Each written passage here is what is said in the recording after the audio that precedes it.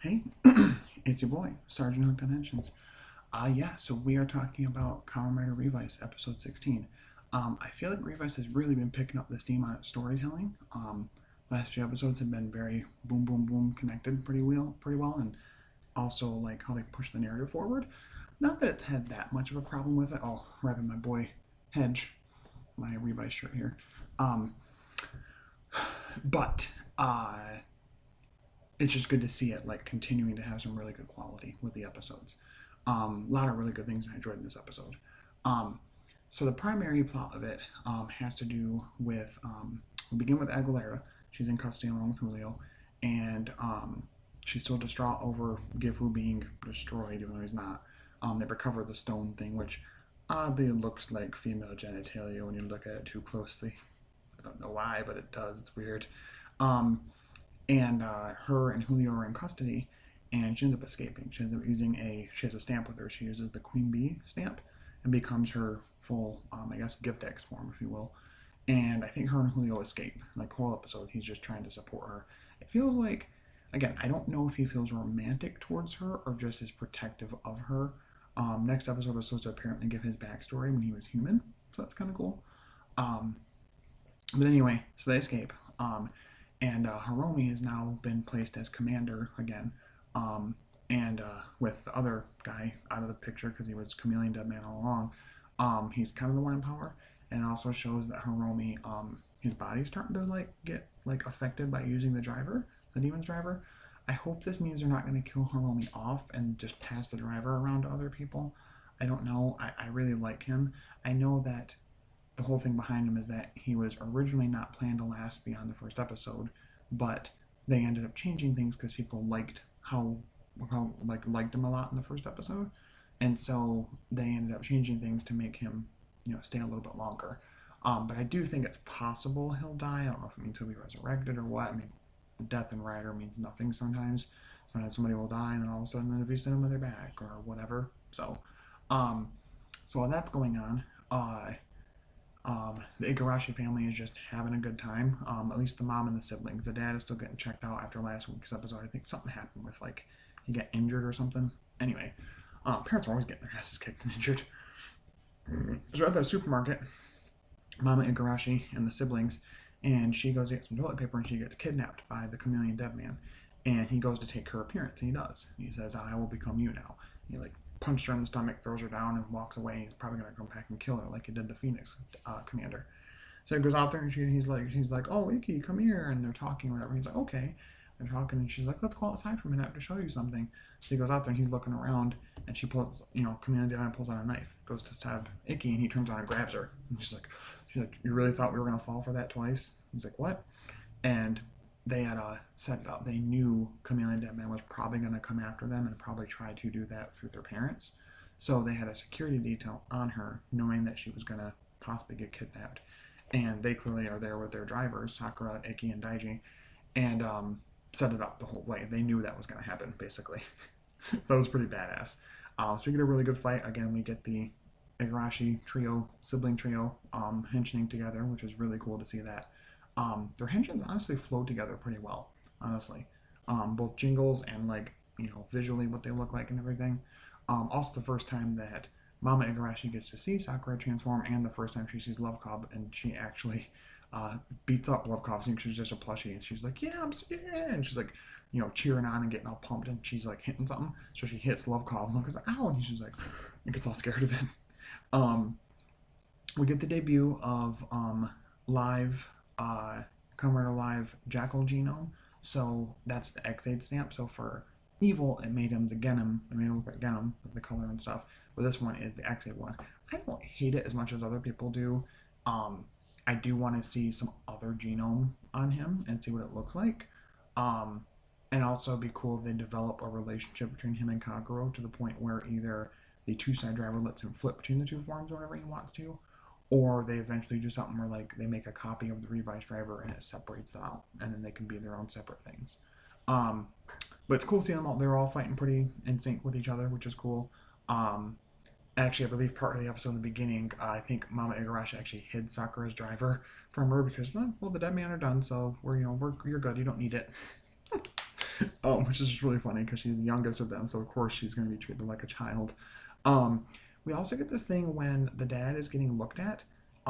He doesn't have a heart, and like just after this or before this, we get the reveal that the Gifu stone thing has like is vibrating at a certain frequency, and when like George was analyzing it, he like sped it up, slowed it down, did something, and it sounds like a heartbeat.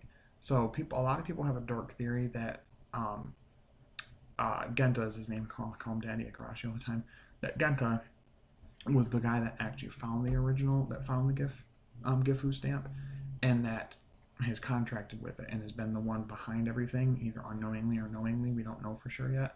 Just Adi doesn't have a heart. That's never come up before. That's really weird. I don't understand how that works. So I'm guessing he has some connection to that. I don't know for sure. Um, so Icky and Vice, and of course in Bari Rex form, and Live and Jean, uh, the fight together, of course, and they end up defeating Chameleon Deadman. He actually, for a second, turns back into the person he was, like originally before he changed his appearance. And it's the guy that one meme, that Impossible meme, where he's like, "Ugh," that weird face thing. It's that guy. Okay. um, and he's gone. So they've defeated Chameleon Deadman, so he's done. So now it's shown that when you defeat them in their gift exports, they're done. They're dead. They're gone. Um, so that was really cool. And again, the fights are really good, and the henshin sequences, of course, were great. The family dynamic is still really strong. I love seeing the three of them work together, and Daiji, every fight being more and more accepting and trusting of Sakura being on the battlefield with them. Um, it seems like next episode, I think George is like analyzing um, Icky and Vice because there's some like interruption in their connection. So is Icky transformed and Vice, and they're fighting each other in like his mindscape or something like that. I don't know why. Also getting Julio backstory, so that's cool. So yeah, overall, I think it was a pretty strong episode. I probably would give it like a 9 out of 10, just because I wish there was a bit more push on the like what the next part of the plot is going to be for Oteka, because he's like one of the only surviving dead man, pretty much.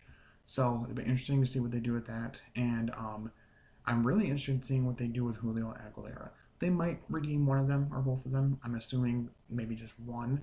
I kind of get the feeling that Aguilera is gonna like either one of them is gonna berserk out and die to protect the other one or something like that, and then whoever survives will redeem and join the good guys. I don't know, just kind of a thought. Um, yeah. So again, a really good episode, and it's cool to see that even though the dead man's base is destroyed, and the dead men are defeated, sort of, at least as far as the public knows, that they're not really, and that there's still like an ongoing plot here. Again, need to definitely keep it in mind watching these next few episodes. What's going on with Genta, with Daddy Igarashi? Is he the host of Gifu? Is that why Gifu's heartbeat is there? Because his heart's inside of Gifu's stone there, gestating or something? How is he still alive without a heart? Um, and what that all means. It's very interesting. Um, I do want to address the elephant in the room. So we got some images of the HBV, which is the Hyper Battle Hyper Battle video, which is usually these extra side content things they'll do for Redder. Like for 01, we got the punching kangaroo key. Got some stuff for Saber, and a few other seasons have gotten a Hyper Battle DVD. I think for Geo, we got that guy or that Gates one with the one where he was all scared and everything. Anyway, so we got pictures. It's a bunch of these wedding pictures, something to do with a wedding and marriage or something. And it's weird because we see George in a picture. I think it's George, and him standing next to Sakura in a wedding dress, and him in a tux. And then there's another one with Sakura in a tux next to Vice, and the face mask he has on, it's a very blurry image, but it very much so looks like a face mask with big red lips and it's black around it. Very much so reminiscent of blackface. I'm hoping that's not what's going on here. I thought that it was possible Toei learned their lesson, maybe, with the sexual, not sexual assault, but sexual harassment charges that were filed against them from some of the people working on Revice behind the scenes, and everything with Kimura, where he had those comments basically doing blackface and making fun of African tribes people and their cultures and their traditions, that they would perhaps learn from that. And so many people keep saying, trying to act like this isn't a thing.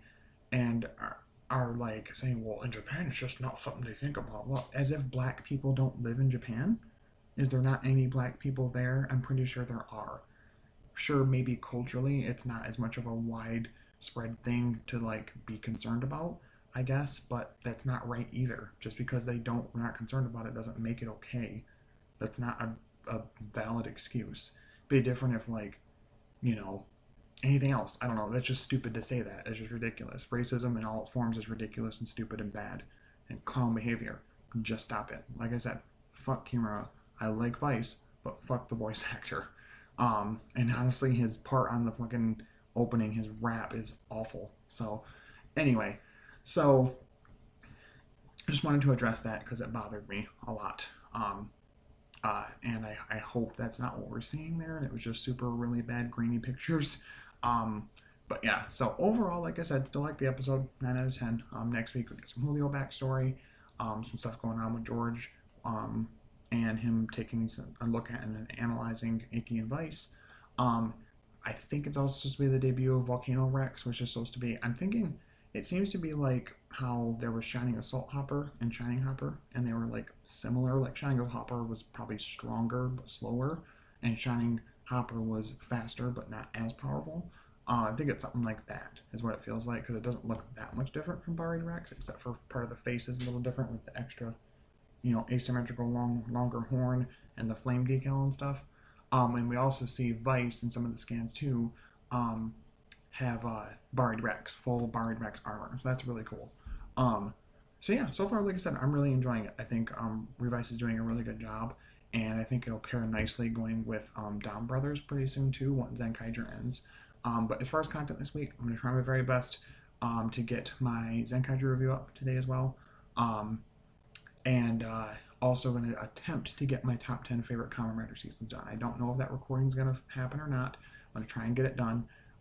Just because we accepted an offer on our house, and we're in the midst of packing and trying to figure out where we're going to go, because we're going to live with our parents, my wife's parents, for a bit, but also trying to figure out, find another house to get into and all of that jazz. So if there is like a slow like block in content, and I'm off by a few episodes reviewing, I will do like a gap review of the few episodes I've seen and put that up. But I still want to try and get as much content I can for you guys out there. It's been a great year. It hasn't been a full year since I started on here, but it's been a great year. 2021 has been a crazy time for my channel. Started out at 60 to 80 subscribers, and in the year almost 250 is insanity to me. All I did was switch over to Toku content, and it seemed to bring people in by droves. So I'm thankful for you guys. Thank you guys so much for subscribing, for watching this video today. Let me know in the comments, what did you think about episode 16? Did you think Chameleon Deadman was taken care of too quickly? What do you think about Aguilera and Julio? Where do you think they're going with Gifu, and does he have a connection with Genta, with Igarashi Daddy? Yeah, just let me know what you think. I'd love to see comments and stuff like that. Thank you guys so much for sharing, watching, liking, all that good stuff. But as always, stay hooked on Henshins. I'll talk to you later. Bye-bye.